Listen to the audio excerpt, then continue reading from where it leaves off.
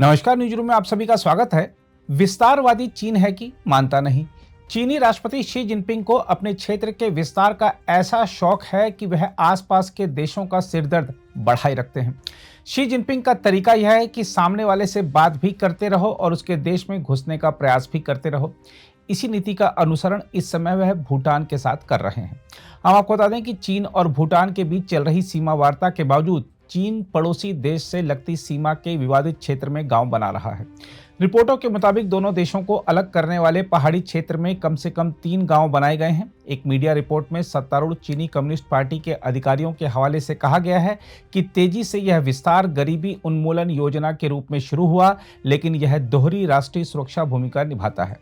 Report के अनुसार हिमालय के एक दूर दराज गांव में सीमा क्षेत्र के अंदर 18 चीनी नागरिक अपने नवनिर्मित घरों में प्रवेश करने की प्रतीक्षा करते नजर आ रहे थे। हम आपको बता दें कि यह क्षेत्र लंबे समय से चीन और भूटान के बीच विवाद की जड़ रहा है।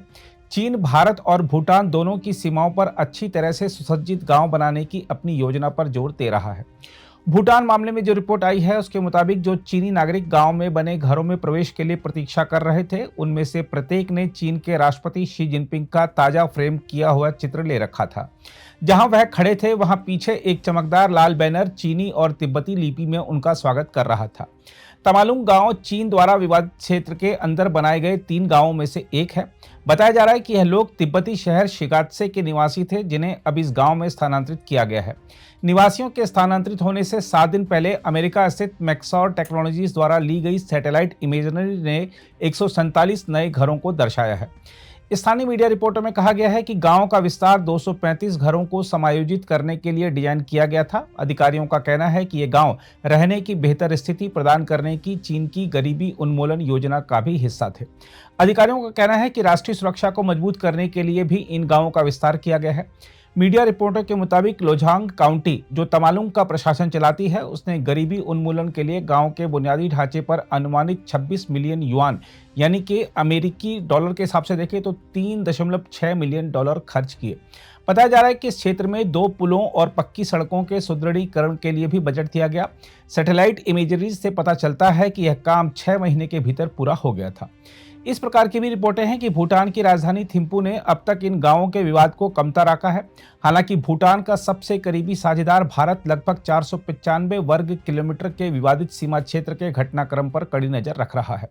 हम आपको याद दिला दें कि तमालुंग के पूर्व में एक और सीमावर्ती गांव ग्यालाफुग भी पिछले साल आकार में दोगुना हो गया था, जब 150 से अधिक घरों के लिए लगभग 16 वर्ग किलोमीटर यानी 10 वर्ग मील में निर्माण कार्य किया गया था। सैटेलाइट इमेजरी में आवासों की मौजूदा 4 पंक्तियों के बगल में नए घर और एक छोटी सी लाइब्रेरी और अन्य सुविधाओं के साथ कम्युनिस्ट पार्टी का सामुदायिक केंद्र दिखाया गया है। चीनी राज्य मीडिया के अनुसार ग्यालाफुग की स्थापना 2007 में केवल 2 घरों और बिना पानी या बिजली के की गई थी। इसे शी जिनपिंग के मध्यम समृद्धि गरीबी उन्मूलन अभियान के हिस्से के रूप में 2016 से 18 तक एक मॉडल गांव के रूप में विकसित किया गया था। चीनी कम्युनिस्ट पार्टी के मुखपत्र पीपुल्स डेली ने बताया है कि 2021 के अंत तक 620 से अधिक सीमावर्ती मध्यम समृद्धि वाले गांव स्थापित किए गए थे, जो देश में गरीबी को कम करने के लिए पार्टी के शताब्दी लक्ष्य के लिए शी जिनपिंग द्वारा तय की गई 7 सीमा थी।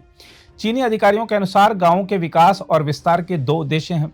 पहला आधुनिक आवास प्रदान करना और दूसरा सीमा की रक्षा करना। इस प्रकार की भी रिपोर्टें हैं कि पिछले साल तिब्बती अधिकारियों ने क्षेत्र के अन्य हिस्सों के निवासियों को सीमा क्षेत्र में पुनर्वास के लिए प्रोत्साहन के रूप में 12,800 युआन तक की पेशकश की थी। चीन का कहना है कि वह सैन्य और नागरिकों के बीच गहरे सहयोग को बढ़ाने के लिए ही पेशेवर सीमा निवासियों को योजनाबद्ध तरीके से वहां पर रहने के लिए प्रोत्साहित कर रहा है। चीनी मीडिया रिपोर्टों में कहा गया है कि आव्रजन पुलिस और गांव के नेता पहले से ही सीमाओं पर गश्त कर रहे हैं। वह अक्सर चट्टानों और पेड़ के तनों पर चीन लिख देते हैं या राष्ट्रीय ध्वज के शब्दों को वहां उकेर देते हैं। चीनी अधिकारियों को कहना है कि सीमा पर सरकार, सेना, पुलिस और नागरिकों के बीच समन्वय से सुरक्षा मजबूत रहती है और कोई भी अनधिकृत व्यक्ति न अंदर आ सकता है न बाहर जा सकता है।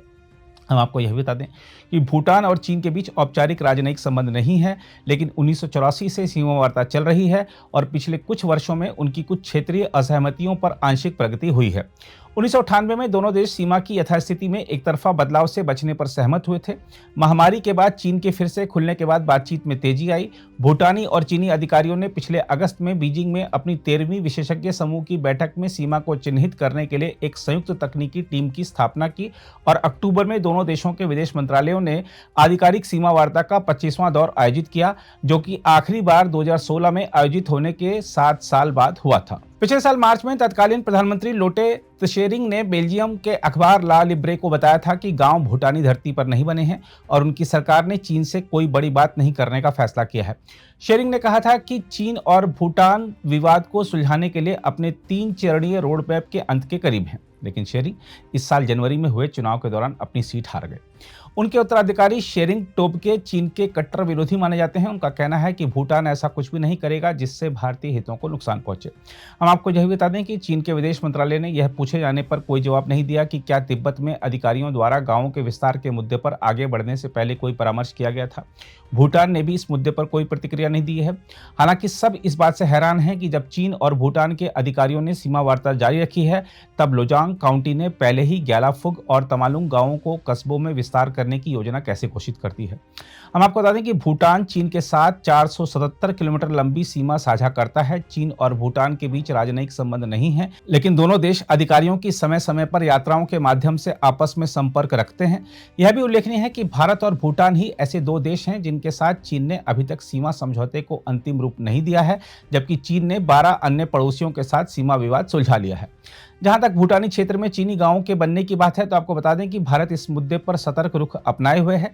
देखा जाए तो भूटान भारत के लिए रणनीतिक रूप से महत्वपूर्ण देश है और पिछले कुछ वर्षों में दोनों पक्षों के बीच रक्षा और सुरक्षा संबंधों में महत्वपूर्ण विस्तार हुआ है।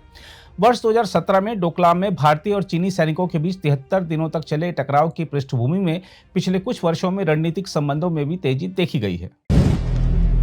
अगर आप भी लेना चाहते हैं देश दुनिया की तमाम जानकारी, तो आज ही सब्सक्राइब करें हमारे चैनल को।